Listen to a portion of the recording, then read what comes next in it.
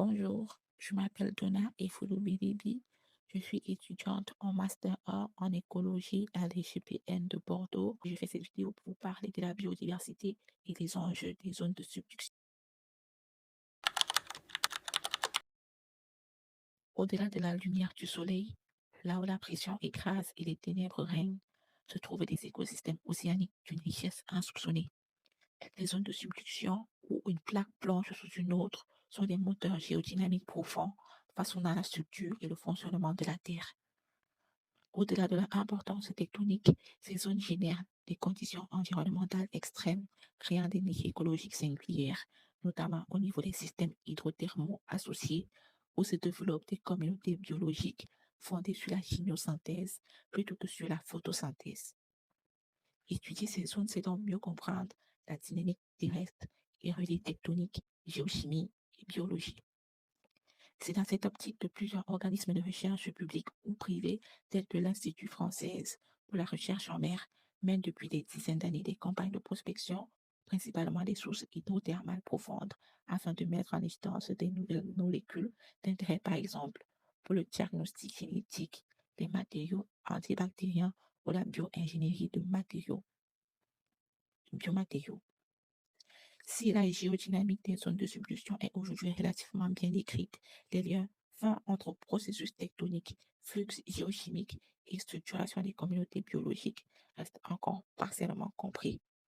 De plus, le potentiel biomédical des adaptations observées chez ces organismes extrémophiles demeure encore largement en cours d'exploration. Cela nous amène à la question de savoir en quoi les zones de subduction créent-elles des écosystèmes uniques et quelles implications ces milieux présentent-ils pour la biodiversité et la biomédecine. Nous formulons deux hypothèses principales. Nous formulons deux hypothèses principales. Les conditions géochimiques spécifiques aux enjeux. Nous formulons deux hypothèses principales. Premièrement, les conditions géochimiques spécifiques aux zones de subduction favorisent l'émergence de communautés microbiennes, autrement hautement spécialisées et structurées par les gradients d'énergie chimique. Deuxièmement, les adaptations moléculaires développées dans ces environnements extrêmes constituent un réservoir de biomolécules et de mécanismes exploitables en biomédecine et en biotechnologie. L'objectif de ce travail est d'analyser l'interdépendance entre dynamique tectonique et structuration du vivant en profondeur.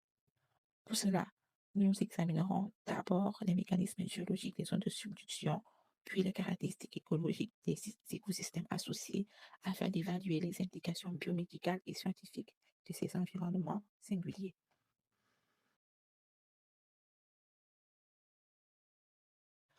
Une zone de subduction correspond à une frontière convergente entre deux plaques tectoniques. Lorsque deux plaques se rapprochent, la plus dense, généralement la plaque océanique, s'enfonce sous l'autre. On parle alors de plongée lithosphérique. La plaque océanique descend progressivement dans le manteau terrestre en profondeur. La pression et la température augmentent fortement, mais contrairement à ce qu'on pourrait penser, la plaque ne fond pas immédiatement. Il se produit d'abord la déshydratation.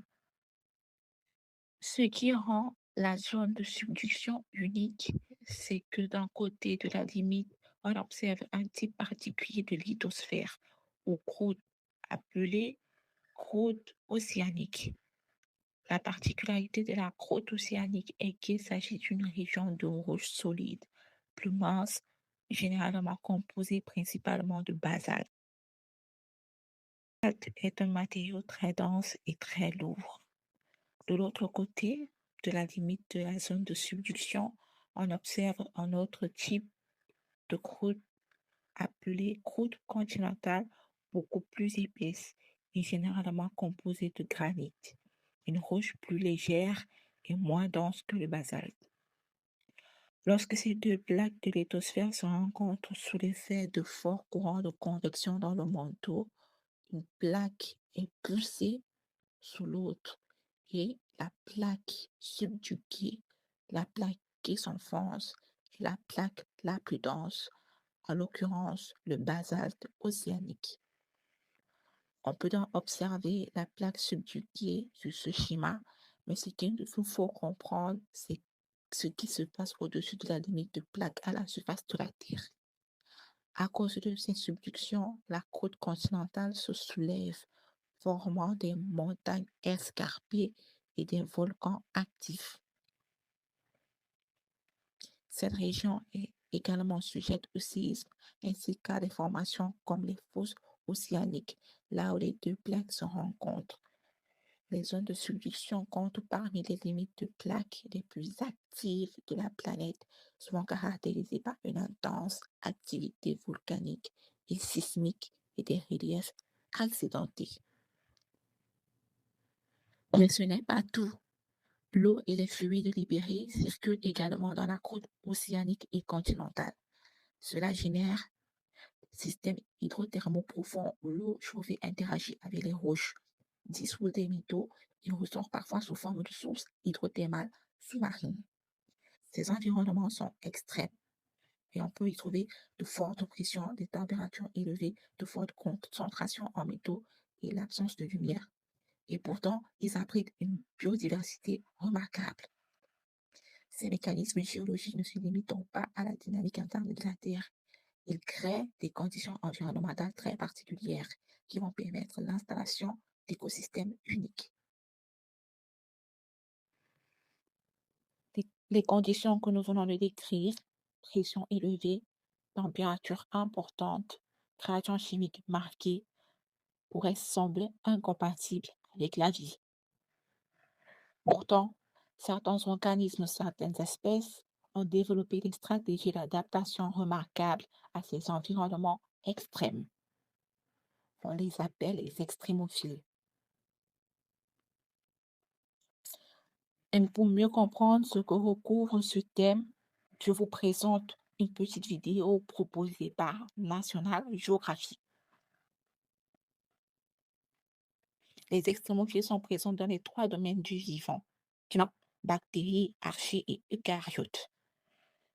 Ils vont des thermophiles, organismes qui affectionnent la chaleur extrême, se nourrissent de substances chimiques inorganiques et possèdent des enzymes spéciales pour survivre à des températures élevées, aux psychophiles et affections de froid extrême et ont développé des protéines antigènes qui contribuent à assurer leur survie dans certaines des zones les plus froides de la planète. Mais les êtres vivants les plus extrêmes sur Terre sont les tardigrades, également connus sous le nom de tardigrades. D'autres micro-animaux aquatiques sont polyextrémophiles. Cela signifie qu'ils sont capables de survivre à de multiples conditions extrêmes. Ils sont quasiment indestructibles et ont même vécu aux conditions extrêmes de l'espace. Les tardigrades possèdent une adaptation unique qui leur permet de se recroqueviller en une boule sèche apparemment sans vie et ralentir leur métabolisme. Dans cet état, ils peuvent survivre pendant des décennies dans les environnements froids et secs comme l'espace. 5. L'étude des adaptations des extrémophiles pourrait être la clé de la résolution de nombreux problèmes terrestres. Cela comprend le développement de médicaments à base de gènes, la production de nouveaux types de biocarburants et la protection des populations contre l'exposition aux radiations. Les extrémophiles nous ont ouvert l'esprit aux nombreuses possibilités de la vie et aux environnements qui peuvent la soutenir.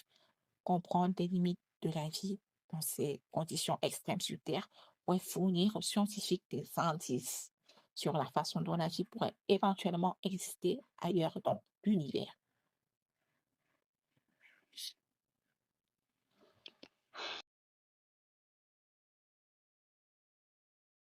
L'Institut océanographique de Woods Hole aux États-Unis est le parfait exemple d'organisme qui s'inspire des trésors des fonds océaniques pour faire avancer la médecine. Ils ont d'ailleurs déclaré que presque tous les antibiotiques qu'ils avaient ont été produits par des micro-organismes. C'est ainsi que les 2 dernières décennies ont vu émerger de nouvelles applications médicales et des essais cliniques prometteurs démontrant que la biodiversité profonde est une ressource biotechnologique active. Depuis 2023, l'IFREME a par exemple intensifié ses explorations des grands fonds marins pour mieux comprendre les écosystèmes abyssaux et leurs réponses aux perturbations environnementale. En 2025, une expédition à bord du navire, pourquoi pas, a cartographié et recensé des champs hydrothermaux le long de la dorsale médio-atlantique jusqu'à plus de 3700 mètres de profondeur afin de documenter la biodiversité et les caractéristiques physico-chimiques de ces milieux extrêmes. Mais pour remonter un peu plus loin dans le temps, on pourrait remonter à 1969, lorsque les chercheurs ont isolé une bactérie appelée Thermus aquaticus. Cette bactérie vit dans des environnements très chauds. Elle produit une enzyme capable de résister à de fortes températures. En 1983, cette enzyme a permis de mettre au point une technique appelée PCR ou polymérase chaîne réaction, une technique de biologie moléculaire qui permet de copier une très petite quantité d'ADN des millions de fois en quelques heures. Aujourd'hui encore, cette méthode est utilisée partout dans le monde pour détecter des cancers, des maladies génétiques ou encore des virus. Si cette bactérie est si utile, c'est justement parce qu'elle s'est adaptée à un environnement extrême. La chaleur qui pourrait détruire d'autres enzymes ne l'affecte pas. Puis, en 1989, une autre bactérie marine profonde, Salinispora tropica, a été découverte dans des sédiments océaniques. Elle produit une molécule appelée salinosporamide A. Cette molécule agit sur un mécanisme essentiel à la survie des cellules cancéreuses. Elle a donné naissance à un médicament expérimental, le marizomide, qui a été testé dans des effets cliniques pour traiter les cancers graves comme le myélome multiple et le glioblastome, une forme agressive de tumeur cérébrale.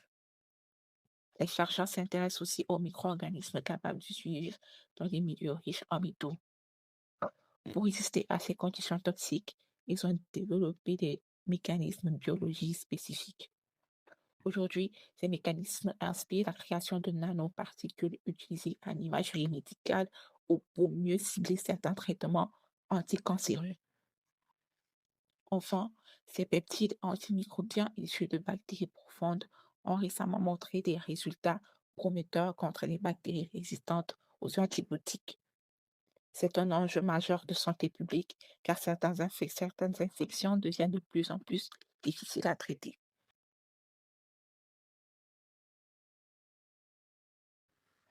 Les zones de subduction ne sont pas seulement des moteurs géologiques, elles façonnent des environnements uniques où la vie a trouvé des stratégies extraordinaires pour survivre.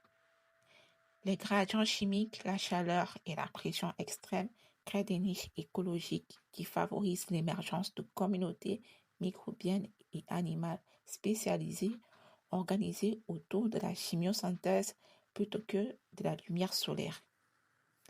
Ces adaptations extrêmes ne sont pas seulement fascinantes du point de vue écologique, elles constituent un véritable réservoir de biomolécules et d'enzymes aux applications potentielles en biomédecine et en biotechnologie.